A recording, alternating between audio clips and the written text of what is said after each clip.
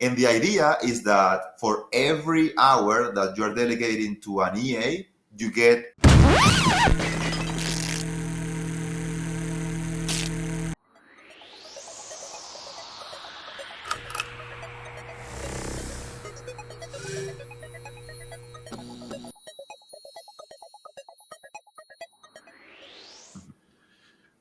Welcome, everyone, to this episode of Cyber Confidential. We have a special masterclass episode this week, so buckle up because we're going to go over some fun material. The guest for this show is Randy Rosales from Freelance Latin America. Randy, welcome to Cyber Confidential. Hi, thank you. It's a pleasure to be here. And let's make this conversation non-confidential for all the audience. All right. The topic of this podcast is going to be how to get out of working in your business. All the business gurus tell you got to work on the business instead of in the business, which is super easy to say and evidently a challenge to do because that's why most of us are stuck working in the business. So Randy's got the masterclass episode on how to get out of working in your business. Randy, give us a little intro about what we're talking about and what you're going to walk us through today. Yeah, there are so many authors that talk about this subject, right? You have the EOS of Gino Wickman, you have Dan Martell with Buy Back Your Time, and they all agree on the same suggestions. Like the first thing that every business owner should do is a calendar audit, where you write down everything that you do every 15 minutes throughout the week, and you basically classify those activities on the delegation, replacement, production, or investment quadrants, meaning like what activities are sucking up your energy, are taking a lot of time off your plate, and that you could easily delegate to someone else in your team, or that you could hire someone that you could delegate all these activities to. Let's say answering emails, scheduling calls, following up with leads, adding them to your CRM, adding more linking connections, messaging those linking connections. All of those activities are important to get them done, but they don't have to be done by you. You can hire an executive assistant to do that, or a virtual assistant. And the idea is to have that calendar audit and then transfer those low value activities, and then fill in your time with activities that make you more money or that are investment on yourself, because the business can never outgrow the business owner. So we need to improve ourselves so the business can grow, meaning working out, learning, going to networking events, going to conventions, having podcast appearances, things that won't make you money at the beginning, but will light you up, will fill you up with energy, and are investments on yourself, on your well-being, like spending time with your family, with your loved ones, which is probably the reason why you started the business in the first place, just to have more time, free time to dedicate to your loved ones. And now you're working more than when you were an employee, and now you're spending less time with them, and now you're basically on a prison that you have built for yourself, building a business that you eventually could grow to hate if it keeps growing and you keep adding more things to your plate instead of delegating them, so you can fill up your time with things that make you more money or that energizes you. Excellent. Okay, so you covered a bunch of stuff that we're going to break down piece by piece. The calendar audit is the core tenet here. The concept is that you want to find the tasks, find the time blocks where it's costing you more than what you're earning from expending the time. Like your hourly rate of expense is more than your hourly rate of earning from each of these time blocks. Fortunately, Correct. I fastidiously put every single thing in my calendar. Every moment of my day is in a calendar. That's my process. So I have that. This is okay. Now let's introduce the fun thing. So as part of this podcast learning experience, I'm volunteering with Randy to go through his system as the guinea pig.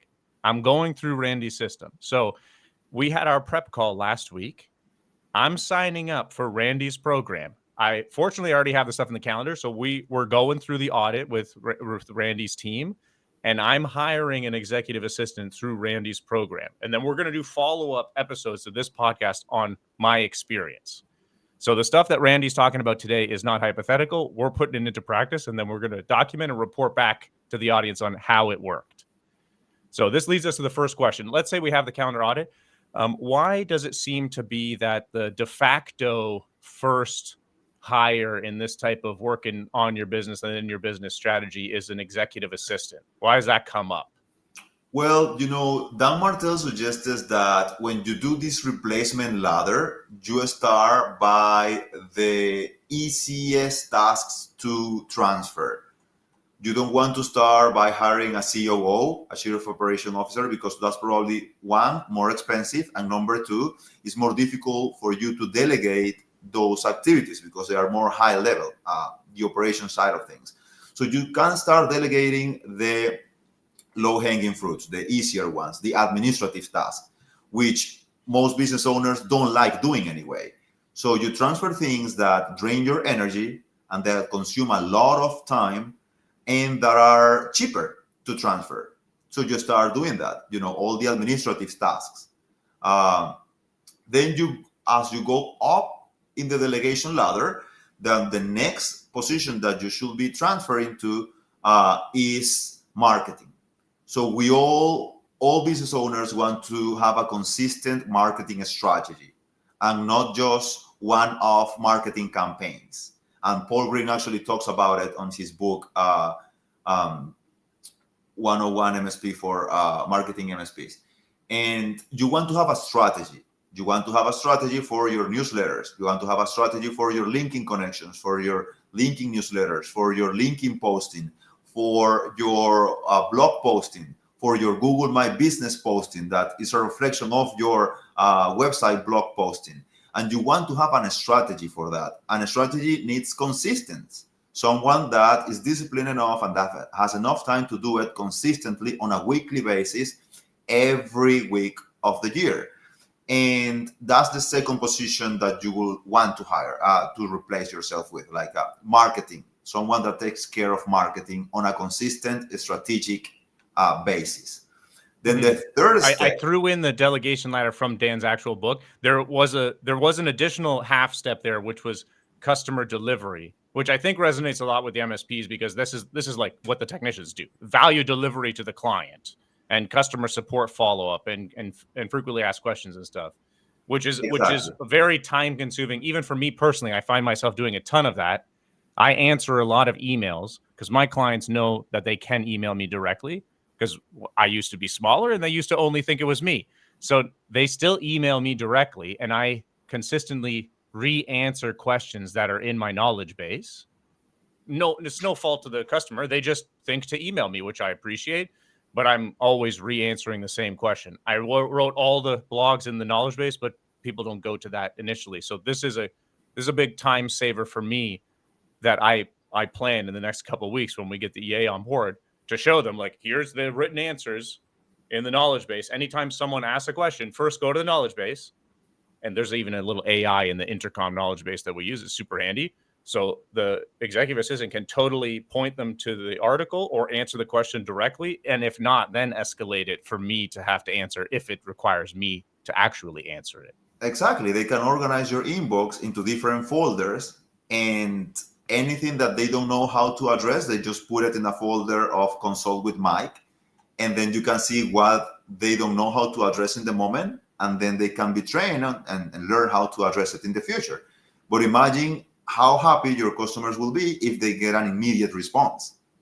Instead of which is exactly what happens with me now, because I have in my inbox, like I have been triaging myself, but a lot of the triage is marking to come back in the evening because during the day I got a ton of stuff that I do and I got meetings and stuff, and Dan told us not to let our inbox rule our schedule, so I mark them and then come back to them in the evening, which means customers asking for help go 6 hours before they get a response. Something that I definitely could answer because it's in the knowledge base, but they still wait 6 hours because no one's there to answer the question. Exactly. And at the same time, you are not investing time in yourself in the evening to have, an easy, relaxed dinner with no work involved.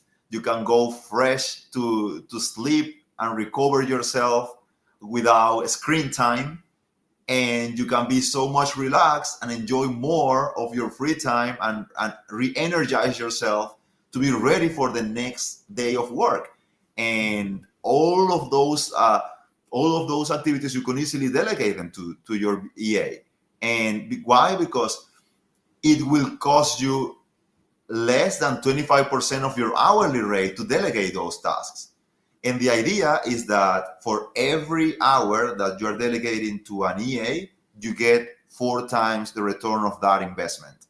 So a 4-time ROI on every hour that you are delegating to someone, because that's the buyback your time principle. Like, you want to have 4 times more revenue for every hour that you are investing hiring someone else. So you are going to fill up that hour with things that will make you more money or that will make you happier. Like, have a relaxed evening and go to bed earlier, or work out and spend time with your loved ones and dedicate time to your loved ones so they don't see you working the entire night, the entire evening, because that's a very quick way to damage your relationships, which is what is the most important thing in your life, right? And it's You're also romantic, Randy. You're romantic.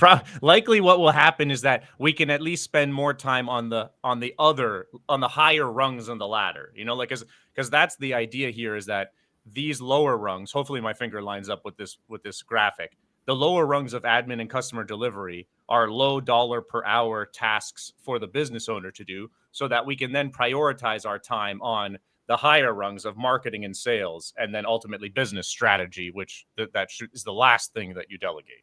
And that is exactly.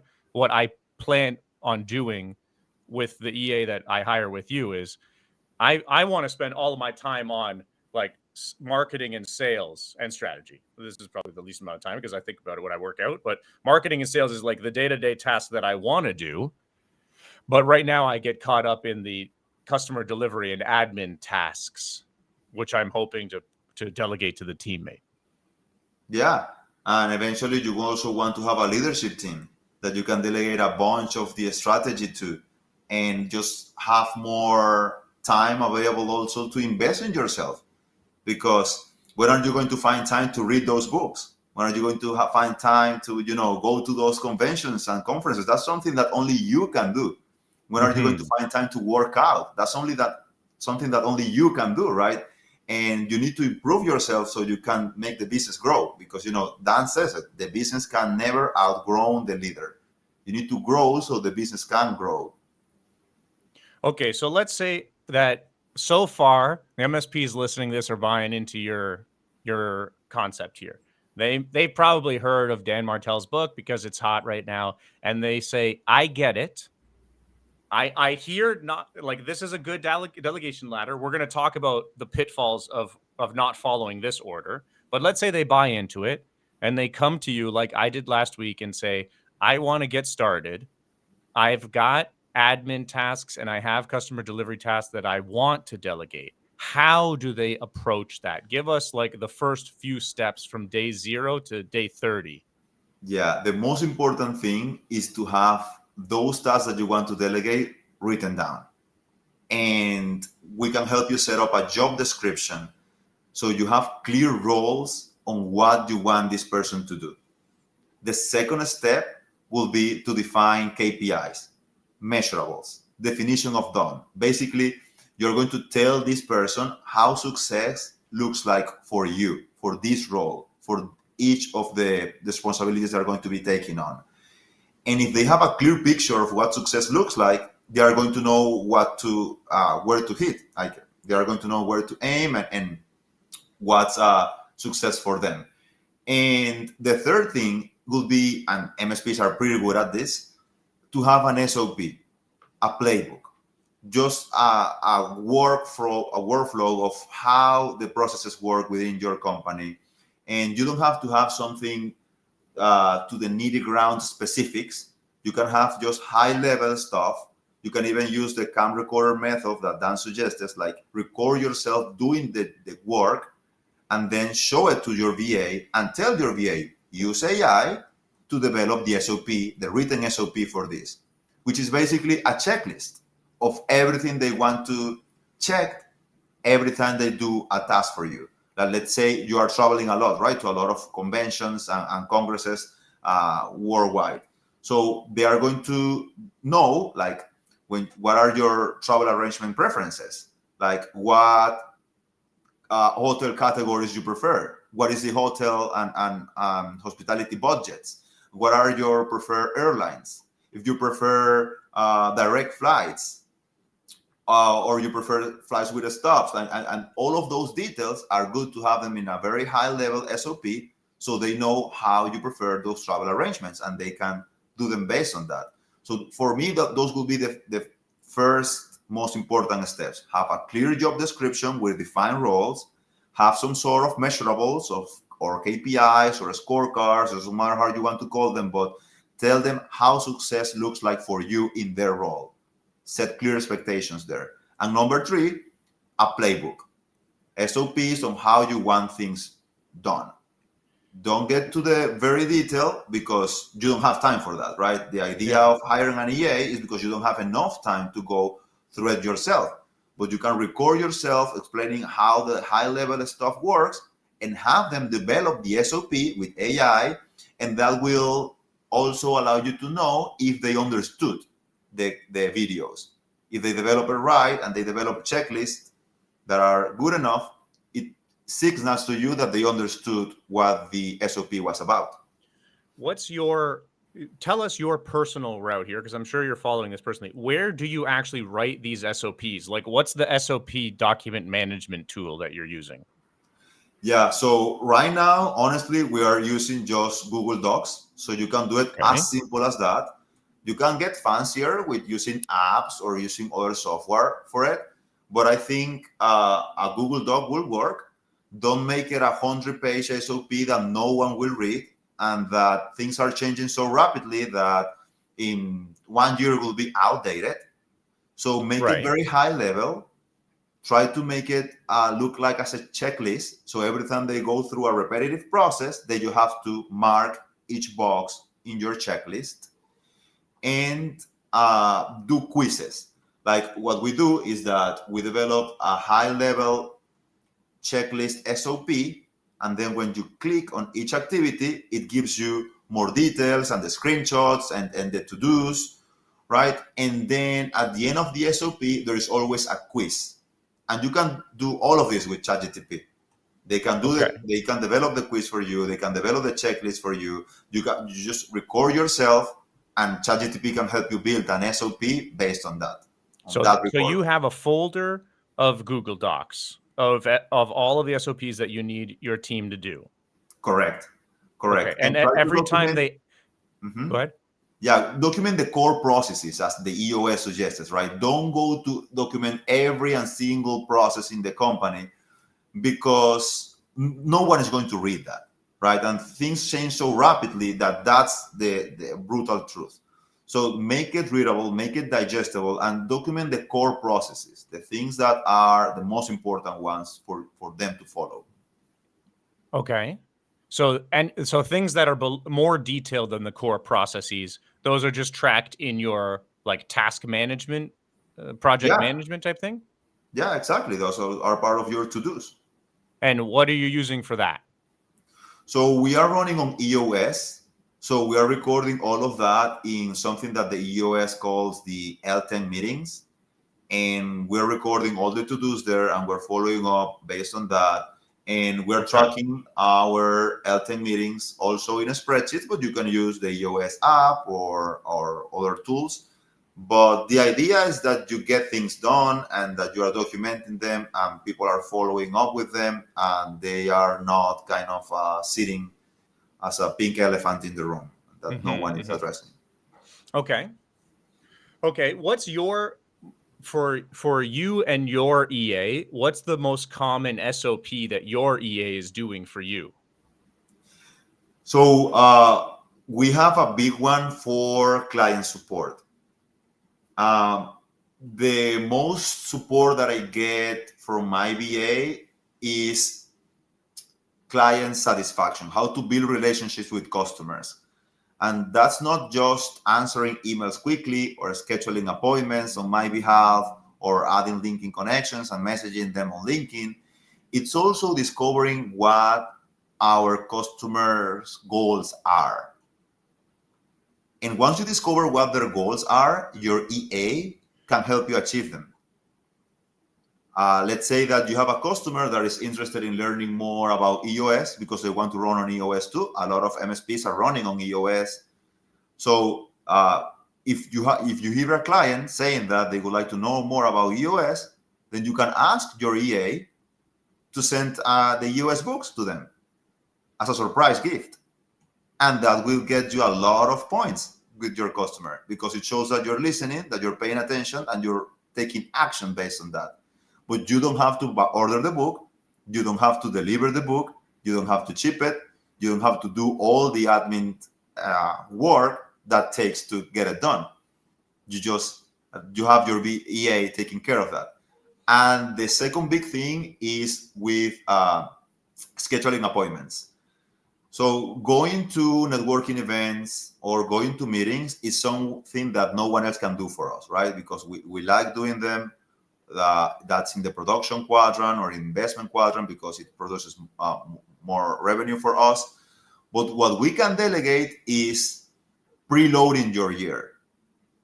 So your EA, and that's something that we do with mine, they can visit the Chamber of Commerce events, the VNI events, all the Eventbrite networking events, all the platforms that you're subscribed to or you want to subscribe to, like all the Tech Drive events, and they can preload your year. And they can research all those events that you will be interested in participating, and they can register for those.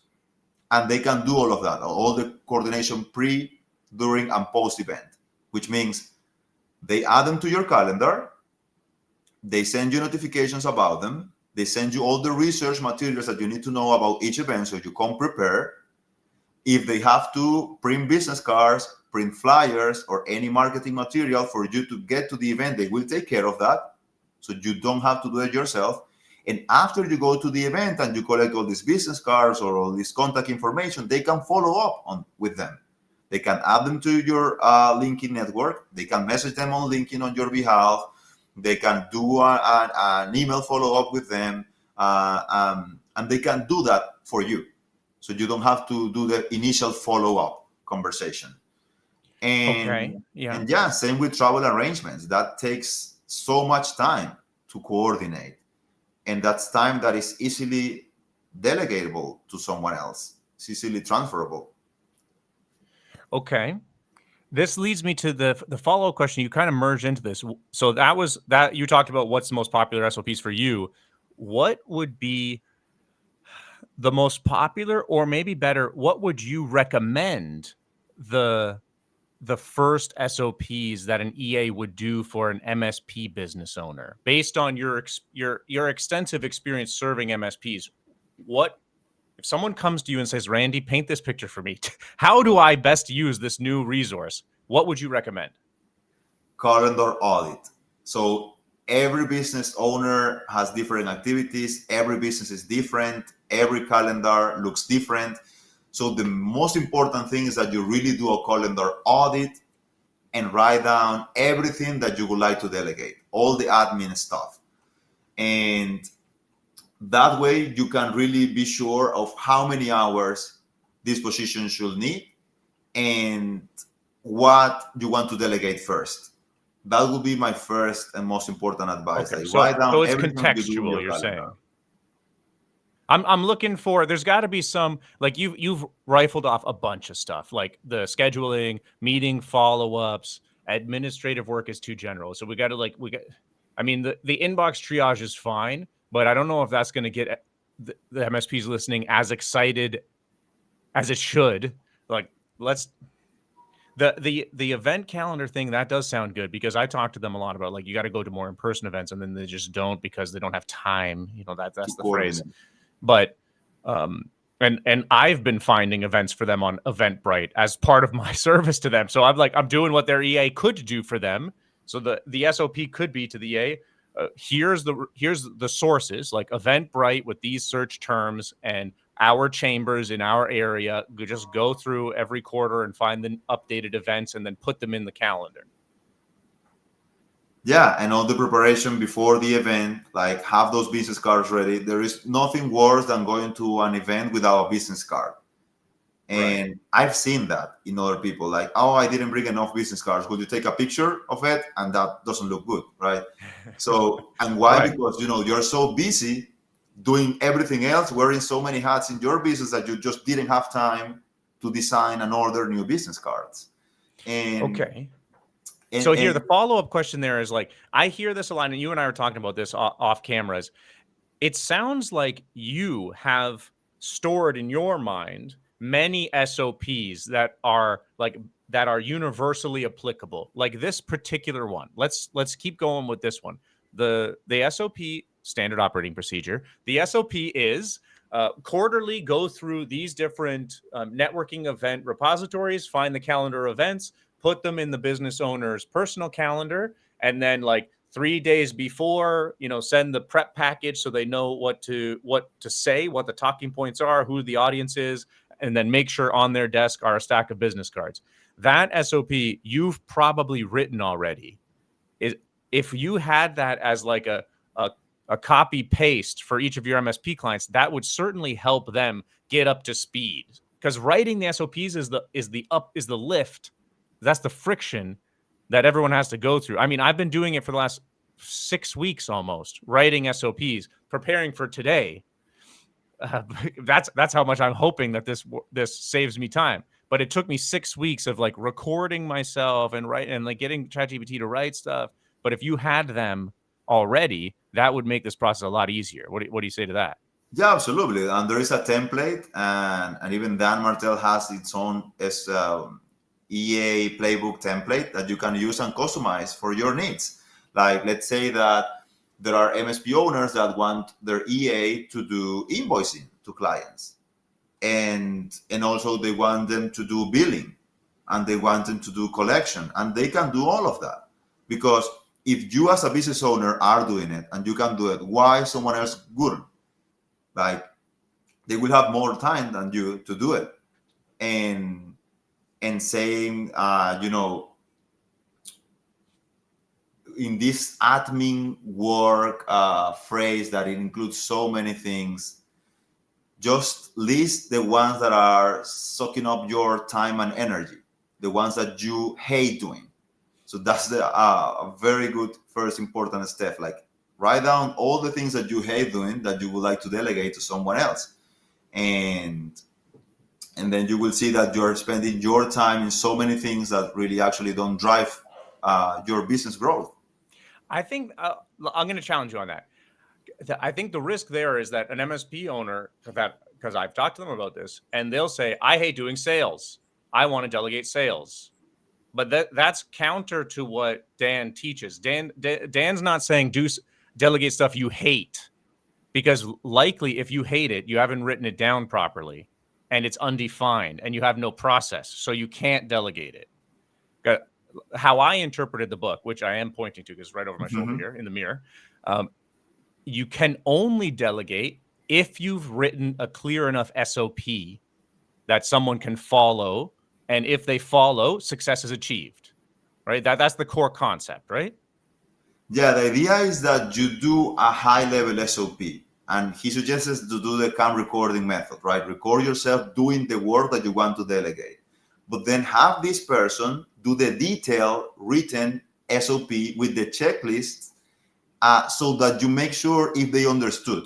Like, if they can write an SOP that takes time, and they can use AI for that, based on the videos that you recorded yourself and that you're going to share with them, it's a proof that they understood whatever you explained. Right. But it's got to be a process that the business owner has to understand well enough to write the SOP. Because I'll give you a clear example I hear all the time. I don't like cold calling, so I'm going to hire someone to cold call. What are they going to say on the cold call? I don't know. Okay, well then it's not going to work. Yeah, in that case, for that position, just build the script together. build a script together. So make them understand what you sell, what are your main services, what are your clients turn-ons, to speak on Brian Gillette's language and not say, pain points. And then have them write a script with you, because you don't Right. have time to do it. That's the whole thing. Like, if you're going to You may not wait have until, time to sit on the phone, but you have to make time to write the SOP. I think that's the critical junction here, because that is what I hear. And this is usually what happens when people walk the wrong way down the delegation ladder, is they try and delegate things that they don't want to do, which is sales.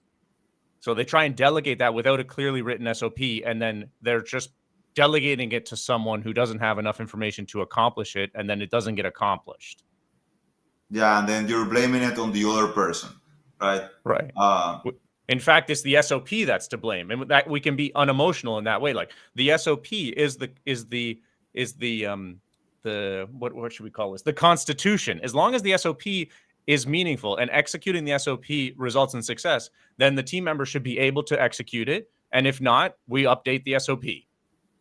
or we train them based on the SOP's teachings. Yeah. But my suggestion here is that don't wait for it to be perfect. Don't wait for it to be perfect, because it's an evolving document. It's not fixed on a stone, and it will never be over. Like, you're always adding things to it, improving it. You're always tweaking it. So don't wait until everything is perfect to make the first hire, because otherwise you will get stuck. So that's Right. why my suggestion is just, build a high level SOP, and then have this person develop the detailed written process and create a checklist together, and then have them quiz it, like quiz them on the SOP content. And you can just ask ChatGPT, like, have this written SOP and give me a quiz based on it. And then you can Right. quiz your hire to see if they understood it. Okay, well, let's talk about the hire now, because we're converging on the executive assistant as a meaningful first step in this new life. I'm going through this process right now. Mhm. Randy's lining up candidates for me. So over the next 5 to 10 business days, I'm going to be getting the list of candidates. We're going to be reviewing them. Randy screens them for me, fortunately, because I've never hired a person like this before. So I honestly have no idea what to look for. That's the benefit of working with Randy instead of just going to Upwork myself. What should I expect from this new team member? What should I expect? To tell the audience that, because I'm sure there's a lot of MSPs thinking, I'm going to hire global talent and they're going to know nothing, and I'm just going to have to hold their hand, which is going to cost me more time. So instead of digging myself out of this time hole, I'm just digging deeper into this time hole. Yeah, exactly. So that's why it's very important to have clear roles, responsibilities, and expectations, and a definition of what success looks like. You need to have metrics and goals for them, so they know where to hit, and they know what their job should look like, and what they should be doing. And yeah, we're going through this recruitment process. And remember, hire slow, fire fast, because rotation has a very high hidden cost. So you want to make sure you're hiring the right fit for you, both technically and culturally. And that's why we take care of, pre-interview them. My recruitment team takes care of the work reference checkup, criminal background checkup. They prepare a video and the resume and everything, personality test, to make sure that their personality either complements your strengths or matches your strengths or complements your weakness. And you can be working with this person, and there is a personality fit. But also, you don't know if someone will work until you work with them. So we can develop pay tests that they can do to see if they are going to be the right fit. And someone that you're looking for, it's a specialist. So you are not looking for a junior position. You want someone that has already experience doing this, so they will bring with a knowledge base to support you, with ideas to help you. and maybe they will know more about you on how to do this job. And that's the idea, that you're onboarding someone at a fraction of the That cost would be of the dream. Yes. of a US or Canadian employee that already knows how to do things better than you. And Right. that's the idea, that we hire people that know more than us in their domains. So we are not telling them what to do. They are basically telling you what you should do and they should do in the business. Right. Let me elaborate a little bit on what Randy said. So he mentioned I'm hiring a specialist. This is my process. Again, we're documenting this live. This is like The Office, but with Randy and Mike instead of Jim and Mike. Okay, so Randy has 3 levels for all of the different roles that he provides. I'm doing the executive assistant. The levels are junior, specialist, and Senior, senior.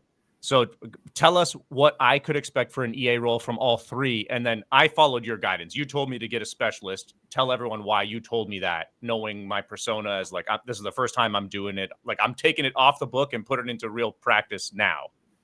Yeah, so for a junior, you can hire someone at $10 an hour, right? But it's someone with less than 2 years of work experience. So someone that will probably need more guidance, will probably need more training, and probably won't be able to basically advise you more on what you should be doing to make the most of this position. Especially someone with more than 2 years of work experience in a similar position with American or Canadian companies is more expensive hourly wise, but it's still very cost effective compared to employment costs in Canada or in the US. And it's someone that is ready to hit the ground running, someone that has already worked in this position, that has relevant work experience, that they have already built or used SOPs, that they know how success looks like, and they want, they will tell you, hey, please, let's define the KPIs for this activity. Let's define your goals for this quarter. Do you have your big roles that you want to accomplish? Let's get them done. Let's write them down. Let's create a plan to hit them. And someone that will be able to advise you more on how to do this, and someone that doesn't require hand holding or doesn't require you spending a lot of time just on training them, because they already bring their knowledge base. And a senior will be someone that has worked as a manager or as a leader of a team.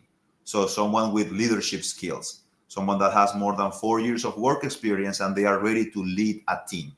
So let's say, for example, taking this particular position, if you bring on a senior executive assistant, is someone that is ready to lead other VAs that you hire to delegate more tasks, and someone that is ready to manage all this workload and lead the team. Someone that has, of course, leadership and managerial experience for you. Okay.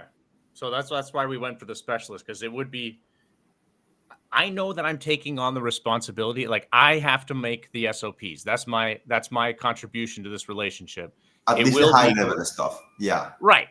It will be great to have some feedback from the new team member to say, I need more information here, or in a previous job, we did it like this. That would be great, because I'm going through this for the first time. I have no ingrained experience here, which is why I keep begging for any SOPs of SOPs that you have. I'll take those, because I have, like, the SOPs that I made. These are the first times I've written them. So we're going to, and that's my constant fear. And I'm sure people listening share that same fears. I fear that this exercise is just going to waste more time. I'm going to be spending more time writing about how to buy back my time than actually just doing it. That's the constant fear. Yeah, and at least it's something that you only work once and then it kind of improves itself over time. It's not something that you're going to be stuck working every single week.